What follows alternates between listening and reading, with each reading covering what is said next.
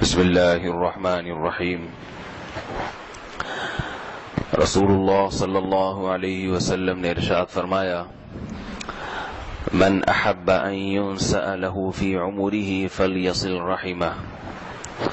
صحیح بخاری کی حدیث ہے، جو شخص یہ چاہتا ہے کہ اللہ تعالیٰ اس کی عمر میں برکت دے، اس کی لمبی عمر ہو، تو اسے چاہیے کہ اپنی رشتہ داری کو جوڑے،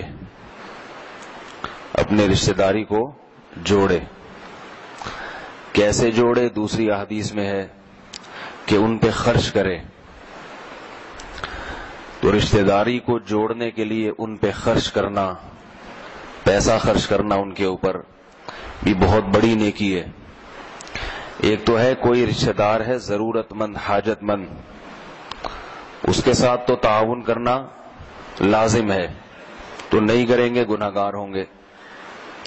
ایک ہے کہ ضرورت اور حاجت نہیں ہے، یا حاجت ہے مگر تھوڑے پیسوں سے پوری ہو جائے گی، مگر آپ یہ سوچ کے کہ یہ رشتہ دار ہے، خونی رشتہ ہے، اس پہ زیادہ خرچ کرتے ہیں، تو یہ بہت بڑی نیکی ہے، اس کی بہت برکات ہیں۔ قرآن مجید میں جب آیت نازل ہوئی، لَن تَنَالُوا الْبِرَّ حَتَّى تُنفِقُوا مِمَّا تُحِبُّونَ، فرمایا تم نیکی کی حقیقت کو اس وقت تک نہیں پہنچ سکتے جب تک اپنی محبوب چیز اللہ کی راہ میں صدقہ نہ کرو۔ یعنی اصل نیکی، چھوٹی موٹی نیکیاں تو ہو جاتی ہیں، نیکی کی روح تک اس وقت نہیں پہنچ سکتے۔ صحابہ کرام تو بہت حریص تھے نیکیوں پر۔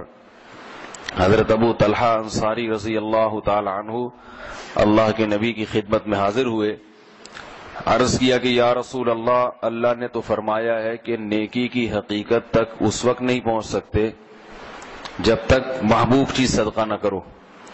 تو میری محبوب چیز میرا باغ ہے، زمین، باغ جو ان کے گزر اوقات ہوتی تھی اس پر، تو میں یہ چاہتا ہوں یہ صدقہ کر دوں۔ کتنی بڑی ہمت کی بات ہے۔ کس پہ؟ آپ صلی اللہ علیہ وسلم نے فرمایا اپنے چچا زاد بھائیوں کو دے دو۔ تو حضرت ابو طلحہ نے وہ زمین اور باغ اپنے چچا زاد بھائیوں کو دے دیا۔ تو چچا زاد بھائیوں کو کیوں؟ اس لیے کہ رشتہ ہے ان سے، کہ بھئی پہلے وہ حقدار ہیں صدقات کے اور ہدیے کے اور تحائف کے۔ تو یہ تو صحابی تھے، ان کا بہت بڑا دل تھا کہ اپنا پورا باغ دے دیا۔ ایسے ہے جیسے آج کسی کی طارق روڈ میں دکان ہو، اس کی قیمت باغ کی ایسے ہوتی تھی، اس وقت سارا کمانے کا ذریعہ ہوتا تھا۔ تو سوچنا چاہیے آج کسی میں اتنا دل ہے کہ اپنے کسی رشتہ دار کو اپنی 10 دکانوں میں سے ایک دکان دے دے، 10 دکانوں میں سے ایک دکان دے دے۔ 20 دکانیں ہیں تو چلو ایک تم لے لو۔ ایک موٹر سائیکل بھی دینے کے لیے تیار نہیں ہوتے۔ اگر کروڑ پتی ہوگا نا تو بھی کچھ نہیں دیتا، کہتا یہ کیا لگتا ہے میرا۔ تو غیر مسلم ایسی باتیں سوچے تو سمجھ میں آتی ہیں، لیکن مسلمان یہ بات نہیں سوچ سکتا۔ ہمارے استاذ ہیں، میرے شیخ و مرشد بھی ہیں، وہ نصیحت کے لیے بعض دفعہ اپنے واقعات بھی سناتے ہیں۔ تو ایک دفعہ ہم ان کی مجلس میں بیٹھے تھے، انہوں نے اپنا واقعہ بتایا ترغیب کے لیے۔ فرمایا کہ میری روزانہ عادت ہے کہ میں صبح اٹھنے کے بعد قریب میں صحیح بخاری رکھی ہوتی ہے، تو اٹھ کے اس کو کھول کے دیکھتا ہوں، اور نیت یہ ہوتی ہے کہ جو حدیث سامنے آ گئی آج کے دن کم سے کم ایک دفعہ اس پہ عمل کروں گا، جو بھی حدیث آ گئی سامنے۔ تو فرمایا ایک دن میں نے صبح اٹھ کے بخاری کھولی تو سامنے یہ حدیث تھی، من احب ان ينسأ له في اثره فليصل رحمه، کہ جو یہ چاہتا ہے کہ اللہ اس کی عمر میں برکت دیں، وہ رشتہ داری کو جوڑے۔ کہتے ہیں مجھے فوراً خیال ہوا بھائی اس پر عمل کرنا ہے، اپنے کسی بھی قریبی رشتہ دار کے ساتھ آج اچھا سلوک کرنا ہے اضافی۔ کیا کروں پھر؟ فرمایا میرے پاس 25,000 روپے رکھے ہوئے تھے، اور ٹوٹل 25,000 ہی تھے کل میری ملکیت میں، اس کے علاوہ کچھ بھی نہیں، اور وہ ایک بہت سخت ضرورت سے رکھے ہوئے تھے۔ تو فرمایا کہ مجھے خیال آیا میں نے جس ضرورت سے 25,000 رکھے ہیں بیائی ہی یہی ضرورت میرے بڑے بھائی کو بھی ہے، بالکل وہی ضرورت، اور بڑے بھائی کے پاس یہ پیسے نہیں ہیں۔ تو میں نے سوچا کہ اپنی ضرورت کو قربان کر کے یہ پیسے ان کو دے دیتا ہوں۔ سمجھ رہے ہیں بات؟ رشتے داری جوڑنا تو پھر ایسا ہی ہوگا نا. تو آج کیسے رشتے داری جوڑتے ہیں؟ کسی نے دعوت کر دی پراٹھوں کی تو چلے گئے رشتے داری جوڑنے, پراٹھے کھا رہے ہیں وہاں جا کے, کباب کھا رہے ہیں. تو اس طرح تو آسان ہے, قربانی دینا تھوڑا مشکل کام ہے. تو فرماتے ہیں کہ میں نے وہ 25,000 کس کو دے دیے؟ اپنے بڑے بھائی کو. فرماتے ہیں کہ اگلے دن میرا ایک مرید اور ایک طالب علم, ایک شاگرد آیا جس کے بارے میں, وہ تھا بڑا مالدار شاگرد, مگر اس کے بارے میں مشہور تھا کہ اس کی جیب سے کبھی کسی کے لیے ہدیہ نہیں نکلتا. مشہور تھا, بعض لوگ کنجوسی میں خود بہت مشہور ہو جاتے ہیں. تو وہ اس کے بارے میں مشہور تھا کہ اس کی جیب سے کبھی کسی استاذ کے لیے, پیر و مرشد کے لیے یا کسی بزرگ کے لیے ہدیہ نہیں نکلی. فرماتے ہیں آیا اور بڑے اصرار کے ساتھ اس نے مجھے 2.5 لاکھ روپے ہدیہ دیے. کتنے؟ بہت اصرار کے ساتھ 2.5 لاکھ روپے ہدیہ دیے. تو میں نے وہ اندازہ لگایا, 2.5 لاکھ اور 25,000 میں ریشو کیا ہے؟ 10 گنا زیادہ ہوتے ہیں.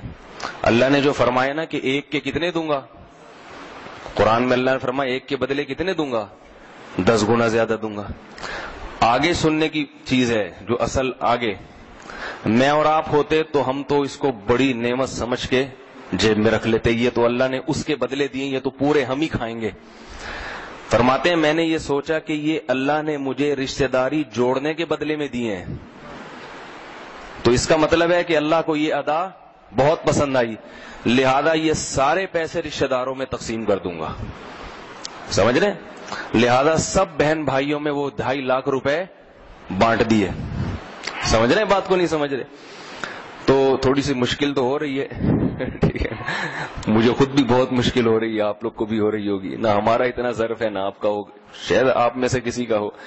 یہ اپنے بزرگوں کے واقعات اس لیے سنا رہا ہوں کہ ایک تو اللہ نے ہمیں نسبت ایسے لوگوں سے کی ہے جو عمل کرتے ہیں, دوسرا یہ کہ الحمدللہ اہل اللہ اس وقت دنیا میں موجود ہیں, تو وہ احادیث کی عملی تفسیر ہیں, بتاتے ہیں کہ ایسے حدیث پر عمل ہوتا ہے.